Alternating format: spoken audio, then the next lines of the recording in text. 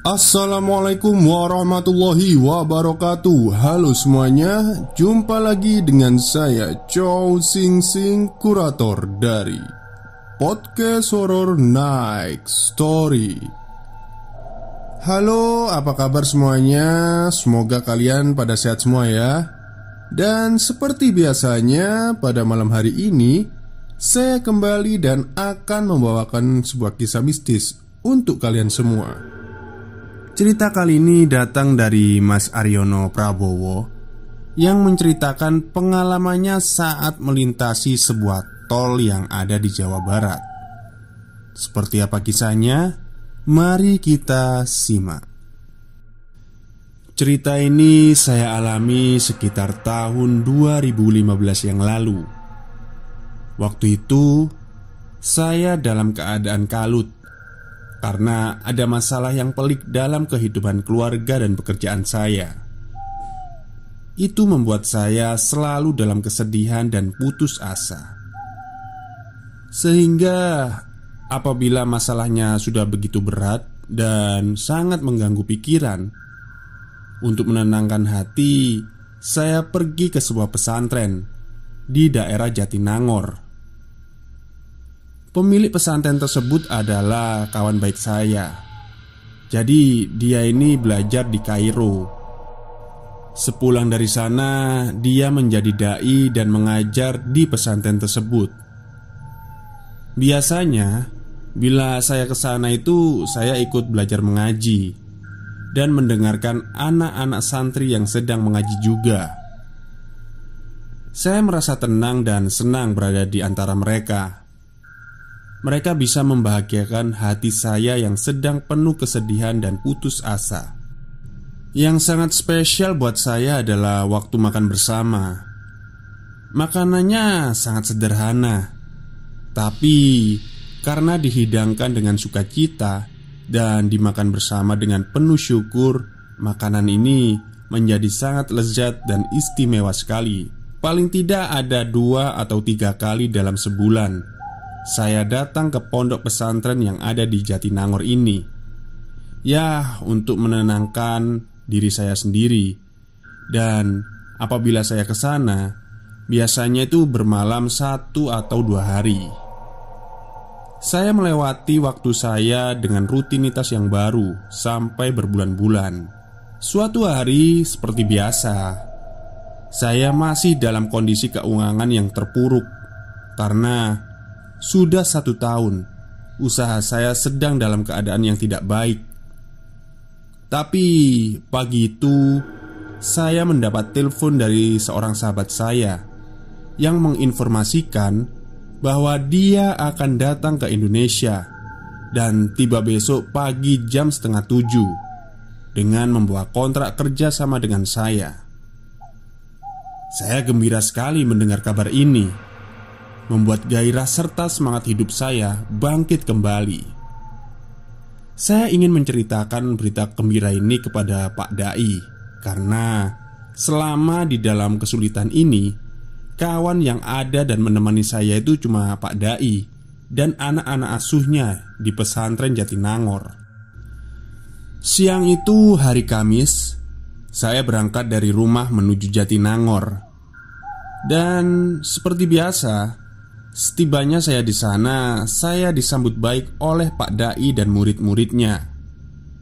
Kemudian kami melaksanakan sholat bersama, makan malam bersama, dan bersenda gurau. Setelah acara makan bersama, saya menceritakan kabar gembira yang tadi pagi saya dapat dari kawan saya kepada Pak Dai. Mendengar kabar tersebut, Pak Dai juga turut bergembira. Dia memberikan saran-saran kepada saya agar selalu berdoa dan bersyukur, serta jangan meninggalkan kewajiban sholat 5 waktu. Tanpa terasa jam sudah menunjukkan pukul 9 malam. Saya harus balik ke Jakarta karena perjalanan pulang sekitar 4-5 jaman. Dan besok pagi saya juga mau menjemput kawan saya di airport Cengkareng. Setelah berpamitan, saya pulang melintasi kawasan perkebunan dan melewati sebuah kampung sebelum sampai ke pintu tol Cipularang. Pada saat saya masuk pintu tol Jatinangor, jam menunjukkan hampir jam 10 malam. Pada saat itu cuaca cerah dan suasana masih agak ramai. Masih banyak kendaraan. Jenis truk juga banyak yang melintas di jalan tol tersebut. Sudah menjadi kebiasaan saya dalam berkendara di jalan tol. Saya selalu memacu kendaraan dengan memasang auto cruise di kecepatan 110 km per jam dan mematikan musik supaya bisa mendengarkan suara mesin mobil saya. Sesampainya saya di sekitar kilometer 80, saya baru menyadari dan mulai merasakan ada keanehan yang terjadi di sekeliling saya. Cuaca yang tadinya cerah berubah menjadi gelap kemerahan. Hening, tak ada suara apapun. Tidak terlihat sama sekali kendaraan yang searah atau berlawanan arah dengan saya. Saya mengemudi sendirian di jalan ini. Saya merasakan seperti masuk ke alam yang lain dan bergerak sangat lambat. Suasananya bisa dibilang seperti di film-film pada adegan slow motion. Keanehan berikutnya adalah pada saat saya melihat ke belakang melalui kaca spion tengah, saya tidak bisa melihat apa-apa. Gelap, seperti tertutup oleh sesuatu. Saya coba untuk tidak panik dan menguasai keadaan dengan merubah posisi duduk saya menjadi lebih tegak. Tetapi setelah saya menegakkan kursi, keadaan malah jadi makin mencekam. Saya merasakan ada yang mengusap punggung saya dengan perlahan dan terus-menerus dari bagian pangkal leher turun sampai ke pinggang. Itu membuat sekujur badan saya menjadi merinding dan udara juga berubah menjadi pengap, sehingga saya sulit untuk bernafas. Saya ingin berteriak, tapi mulut saya seperti terkunci. Pada saat yang mencekam itu, saya ingat ada rest area di kilometer 97 yang jaraknya sudah tidak jauh lagi. Dan tujuan saya fokus untuk segera sampai ke rest area tersebut. Saya berkonsentrasi dan menambah kecepatan mobil saya menjadi 220 km per jam supaya cepat sampai di rest area yang saya tuju. Sesampainya saya di rest area, saya seperti tanpa sadar mengarahkan mobil saya dan parkir di depan tangga menuju toilet yang terletak di pojok ujung sebelah kiri dari rest area, di mana suasana di situ agak gelap dan sepi sekali. Tapi ada beberapa mobil yang sedang terparkir. Saya langsung membuka pintu dengan cepat dan keluar dari mobil. Kemudian saya buka pintu belakang dan menyalakan semua lampu di dalam kabin mobil untuk mengecek ada apa di bangku belakang mobil saya. Akan tetapi saya tidak menemukan hal aneh di sana. Baju saya basah karena keringat dan badan terasa seperti kecapean.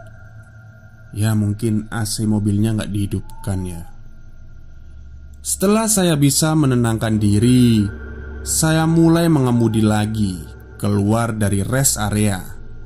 Yang anehnya, pada saat itu jam menunjukkan sudah hampir jam 3 pagi. Padahal saya berhenti hanya sebentar di rest area tersebut. Saya berhenti tidak lebih dari 10 menit.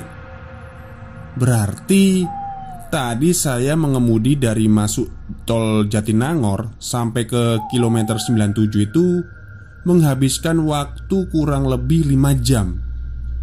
Padahal saya mengemudi dengan kecepatan yang sangat tinggi. Saya mengemudi lagi di tol. Kali ini saya tidak memasang auto crash supaya bisa lebih siaga dan juga agar tidak mengantuk. Cuaca saat itu sudah agak berkabut dan agak gerimis. Dan tanpa saya sadari, terjadi lagi hal yang aneh. Saya merasakan hal yang sama seperti yang saya rasakan sebelumnya.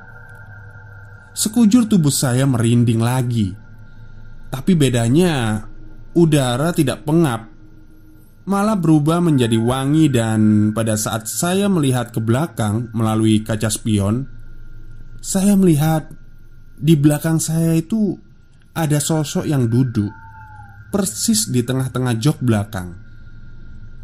Sosok itu diam, tidak bersuara. Saya tidak bisa melihat jelas wajahnya, tapi saya rasa itu adalah sosok perempuan yang berambut panjang dan menutupi wajahnya. Saya berusaha untuk tenang dan bersikap seolah-olah tidak terjadi apa-apa. Kemudian, tanpa saya sadari, matahari pagi sudah mulai bersinar dan sosok itu juga sudah hilang, tidak lagi ada di jok belakang. Saya tidak sempat lagi untuk pulang ke rumah karena jam sudah menunjukkan hampir jam 6 pagi. Jadi saya langsung menuju airport Cengkareng untuk menjemput teman saya ini. Demikian pengalaman saya. Mudah-mudahan bisa menambah koleksi cerita horor true story-nya. Terima kasih. Assalamualaikum warahmatullahi wabarakatuh. Oke, terima kasih Mas Aryono Prabowo ya, atas pengalaman mistisnya saat melakukan perjalanan di tol Cipularang ya tadi ya kayaknya. Ya, tol Cipularang ya. Jadi memang banyak sekali cerita-cerita horor saat kita melintasi sebuah tol. Apalagi jika kita melintasinya itu sendirian, pasti ada aja kejadian. Entah itu sugesti atau apa ya, pikiran kita sendiri yang membuat takut itu. Tapi memang kebanyakan orang memang mengalaminya. Kalau saya sih, alhamdulillah, kalau saya ke tol itu mesti rame-rame, gak pernah sendirian ya, karena saya juga gak bisa nyetir mobil. Oke, mungkin itu saja cerita pada malam hari ini. Mohon maaf jika ceritanya pendek ya, tapi tak masalah lah, buat ya sekedar teman tidur. Oke, mungkin itu saja ya. Selamat malam dan selamat beristirahat.